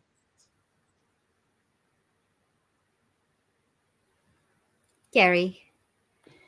Yeah, I mean, I think it's really interesting just to think about that life cycle aspect. And I loved you taking it as far as your alumni network afterwards. And just the only thing I would add to this conversation is just for us all to always be mindful, and we are because we work in this space, of biases, both unconscious and conscious, at every stage of that life cycle too. The biases that you or your business partners bring to the recruitment process, to the onboarding process, to the promotion process, and things like that, and making sure that we are just very conscious of those.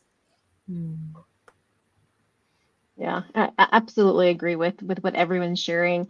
And I would just say, so going back to the entire life cycle idea, it's really making sure what are the moments that matter and how do we tap into those, and then ask those questions, because there might be things that we take for granted because we are not so dialed into specific moments and experiences, because we're taking a much more holistic view. So the more that we can dial in and understand from the onboarding experience, for example. So really asking, what are those moments that matter for you? Because, as a new joiner into the company, and really being able to see what their experience is, how can it be improved? So I think looking at the entire employee life cycle, but identifying what those moments that matter are, and then deepening those questions, and then obviously improving those processes. I would like to go back and pick up on a conversation, Candy, that Carrie dropped in the very first round of short introductions, and that was leading with empathy. So I would invite you, Carrie, to lead us into this part of the conversation with the special twist of what does leading with empathy as an HR leader. I just want to be mindful of the fact that the January series is the space for HR after we created a lot of series of how HR can show up for other functions and the entire organization. So what does leading with empathy mean for an HR leader? Yeah, well, it shouldn't mean anything different from any leader. And I would argue that HR leaders already index extraordinarily high when it comes to empathy and compassion. And we have to be mindful that we don't, sometimes that doesn't come at a cost to us, right? But leading with empathy is simply trying to understand at every given situation what the other person might be feeling, how they're impacted by what is happening, and using that to adjust, what the way that we're delivering news or the decisions that we're making. And again, it doesn't always have to be on the negative side, right? Leading with empathy means that your mirror neurons are firing when someone is talking to you about something they're really, really passionate and excited about, and you find yourself getting excited too. And that could be someone telling you about an opportunity in the organization that they'd really, really like to grasp. And your empathy and the way that you react to that could help them navigate that journey. So it doesn't, sometimes I feel that empathy, because it's closely aligned with sympathy, it means that we always think that it's something heartfelt and disastrous, and it doesn't need to be. But just making sure that we like has been said several times already, we don't come with our ideas of how this is being felt, that we listen and we feel and we pick up on the visual cues, the tone of voice, the facial expressions, the body language, and everything else that we've learned as brilliant humans to just connect. But having that protective piece as well, because as people in HR, we have to be really mindful that we are not taking on the burdens of every single person that we're working with. So true. I'm trying to read cues for who's looking for the unmute button, but April, you saved me. That's an excellent point. And I'm full of quotes today, so I'll share another one. It's a Maya Angelou quote that says, people will forget what you said, people will forget what you did. However, people will never forget how you made them feel. And to Carrie's point in regards to celebrating people when they're celebrating as well, and understanding what's important to them, and putting yourself in a position to help when necessary, and moving away sometimes from the rules or for example, right? Let's say administrative tasks, there's a process in place where turnaround time is 48 hours, right? Someone just reaches out to you and say, hey, my bank is, I'm in the process of purchasing a home, and the bank is looking for a income verification. While the process may say it's going to take 48 hours to submit your request, that's a huge accomplishment for a lot of people. And so mimicking their excitement and saying, hey, I'm so excited for you. I got some things on my plate, but I'll get this to you first thing this afternoon or first thing this morning. So that it's a really simple way to show your support, but it has a huge impact on how people feel. And long gone are the days of personnel offices, right? We're now people ops, people in culture, we're more engaged. And I've been in HR long enough to know when it was just the office of pen and paper, right? We did all the time and attendance stuff. And now we're really touching people and we're really involved in their lives day to day. And to someone's point, empathy fatigue is real. And so you have to balance it and take the small wins when you can. I mean, our people will appreciate it. You'll feel good about it. Sometimes it feels good to make other people feel good as well. And I think that's one of the things that I'm most passionate about when it comes to HR. And again, to mimic someone else's earlier point about having a community like Hacking HR to come together to have that support and to share ideas. I walked away with some few notes because this has been a great panel, but I'll hush so someone else can go. I'm happy to pick it up. I think, April, you hit on something that has been kind of speaking to me throughout our conversation, and that is that it does not need to be hard. It can be simple, and it can be as simple as asking someone about the birthday party. It can be as simple as moving a deadline up so that you're helping somebody move something forward. So I think for HR leaders leading a team, and we can over index, Carrie, like you said, keeping it simple is a good thing to remember, to keep it a little curbed too. We don't have to go overboard. It can be very simple. And I really appreciate that. And I also was thinking about something that someone had said earlier about the discomfort, or I think Manola might have been you in one of the questions that you asked before, but that there can be a lot of discomfort associated with trying to be more empathetic if you're not entirely sure how to. And being able to sit in that discomfort is a practice that as HR leaders, we have to cultivate that. We have to cultivate that for our team members and our leaders as well. And thinking about how can we take the knowledge and experience of others and apply that for ourselves is something else as HR leaders to be thinking about for our teams, that how we show up as an empathetic leader for them, how we can be a model for them, and how we can encourage them to look to others and learn from that experience as well. Are all kind of different pieces that have been coming together for me as we've been having this conversation. And that's perfect, because I wanted to talk about creating a culture of empathy. so thank you, Sarah. For me, I think about, I worked in an organization, 65,000 people several years ago, and we really looked at what are ways to at least take a few steps in, even a few inches into how do we create that culture of empathy. And I go back to what I said earlier, we don't really talk about feelings a lot in the workplace, and feelings profoundly influence how we show up.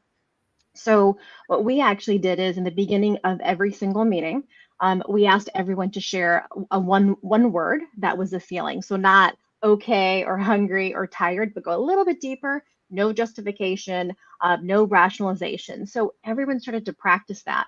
And what that did is, one, you got to identify how it is that you're feeling. And as a team leader or as a teammate, because it doesn't have to just be the leader, it's helping me understand what other people might be experiencing so I can follow up later. So then I'm connecting, I'm building that relationship. We're increasing trust. So not just on an interpersonal peer-to-peer level, but as a team.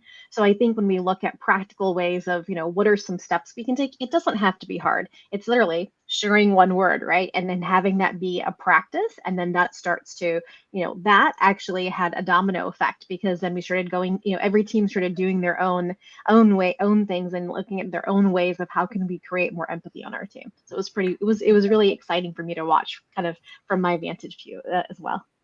And I've seen that also work, where we want to have empathy for the people that don't want to talk about how they're feeling as well. So I've seen that work really well, where managers have said, we'll go around the room. You can all tell us how you're feeling in the form of weather condition. Are you feeling sunny today? Are you feeling a little bit blowy? Or in the form of a Broadway musical, which Broadway musical are you today?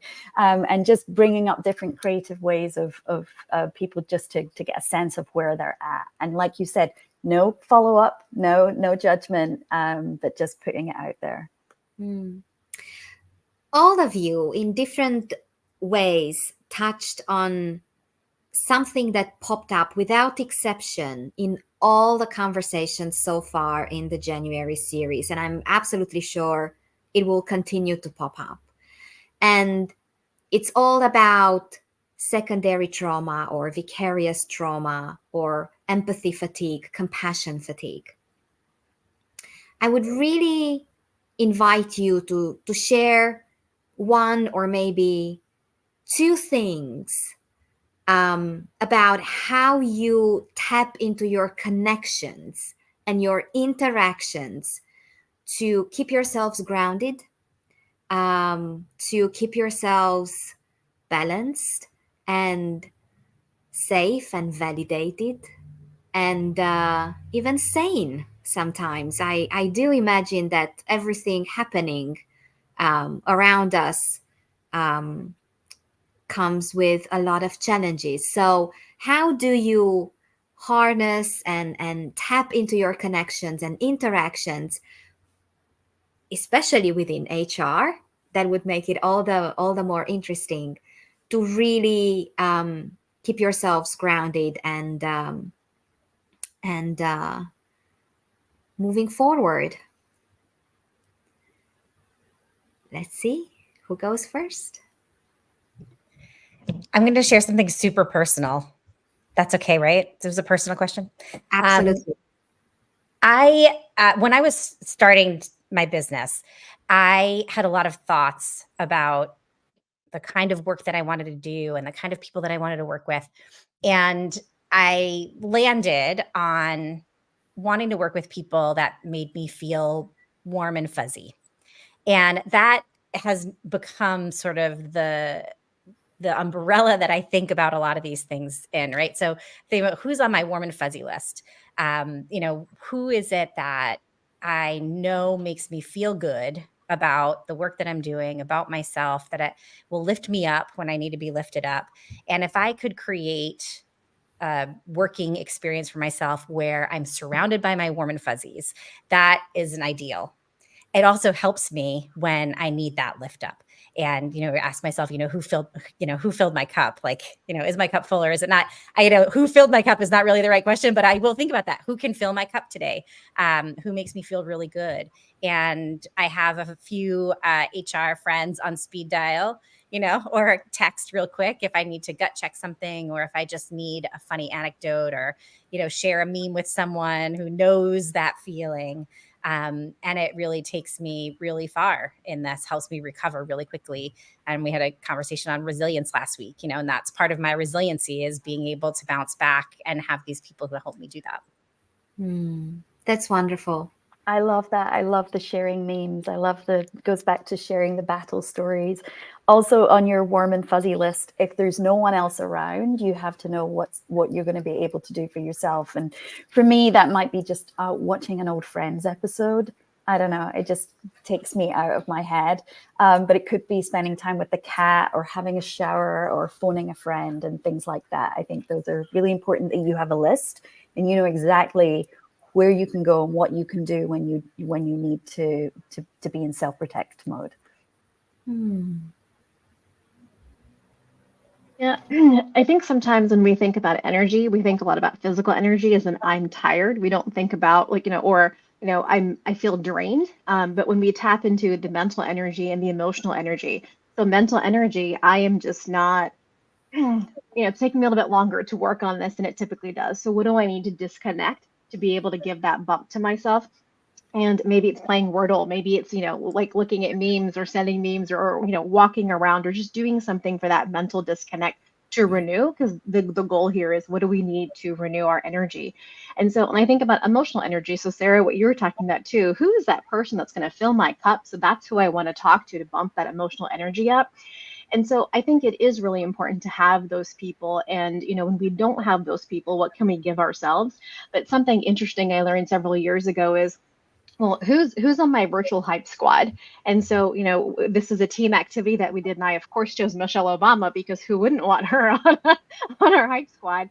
And you're actually envisioning what this person would say to you. So even if those individuals aren't with you, or maybe you don't know them on a personal level, so what is it that you need to hear? And so especially if you're envisioning someone like a mentor, whether you've met them or not, what would they say to you? And that's actually helping you, move past whatever situation that might be, because sometimes it is hard. Maybe we don't have that community, or maybe, we're not able to get in touch with them in that moment.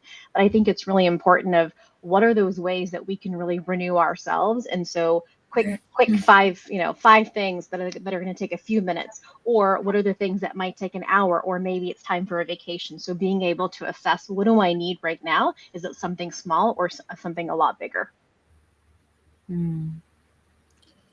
So I agree with I agree with everything that everyone has spoken already. And I'll just add, it's imperative that we take time for ourselves, to take the afternoon, take the evening, and just decompress.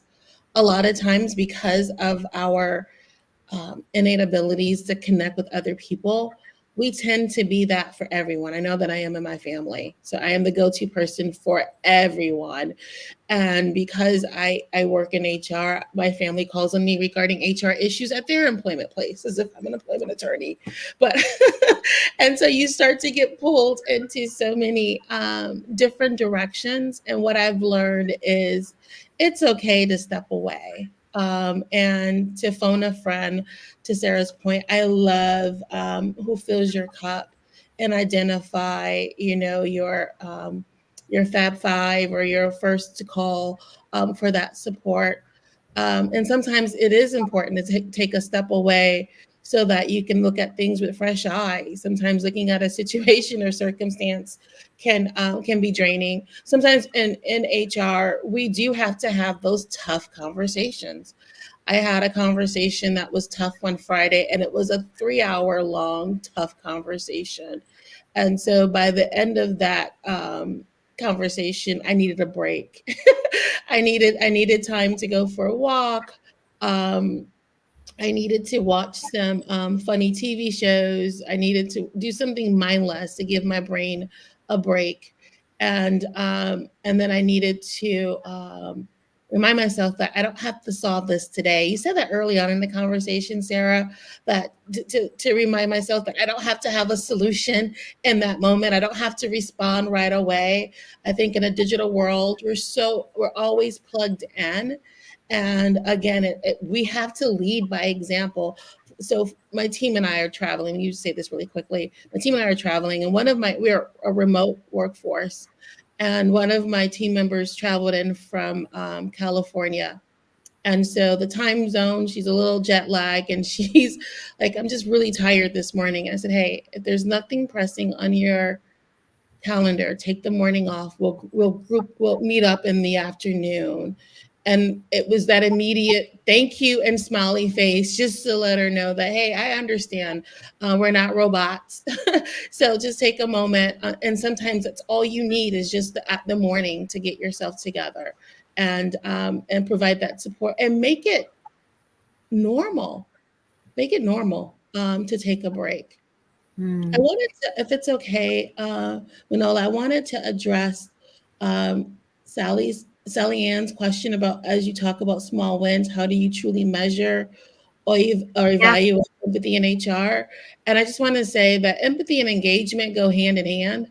A lot of times when you're doing your engagement surveys, employees will let you know how well you're doing. Also keeping a pulse when you're looking at use of services for EAP services. At the onset of COVID a couple of years ago, it's hard to believe that was 2020, but it just seems like yesterday. But when COVID hit, there are a lot of uncertainty with how people felt. Like no matter how much leadership said, hey, jobs are safe, people still, because they had family and friends that were losing their jobs. Yep. And so there are a lot of issues that were going on. I was working with our broker and saw that there was a spike in certain in claims. And so I hosted a check-in with our employees, got everyone on a Zoom call and said, hey, I did a barometer check. How do you feel? And it was like a smiley face with, I'm feeling fantastic, all the way down to a sad face saying, hey, I'm in trouble. And welcomed anyone to reach out to my team for additional support and resources. And so the numbers will show in how often you're doing your engagement surveys, also how your employees respond and react and participate in certain activities.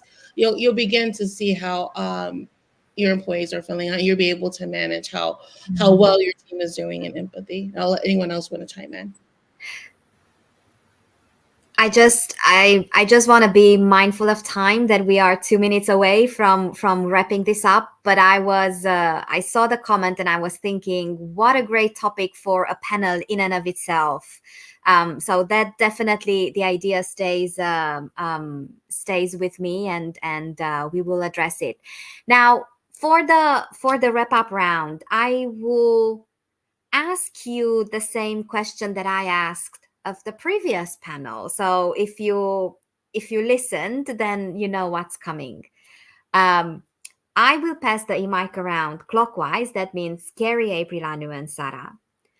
And my question is, as you developed and deepened your understanding and relationship with empathy, not what you learned, but what is the biggest thing that you had to unlearn about your outlook on empathy? And I will give you a few seconds to think about, but just as you said, both Anu and Kerry, that you do no explanation, just one word or a short sentence. In the meantime, thank you everybody in the audience for being here. We hope you enjoyed it at least just as much as we did. And I hope we will get to welcome you to many more future conversations. So, Kerry, you're good to go. I see you're unmuted. No, thank you so much. This has been wonderful. I definitely think we all need to unlearn our own preconceived ideas and judgment. Thank you. April. I think for so many years we've said business first, but I really think we need to unlearn that and do people first. Thank you. Thank you so much. Anu. Unlearn the urge to solve and focus on just seeing and hearing people. Oh, that's a big one. Sarah. Expectations. Wonderful. Carrie, April, Anu, and Sarah, it was wonderful. It was a gift. And back to, think about who makes you warm and fuzzy. This definitely felt like sunshine. So thank you all. Also, thank you, Jessa and Enrique, for making this happen. And have a wonderful, warm and fuzzy week moving forward. Thank you, everyone. Thank you. Thanks, everyone. Bye.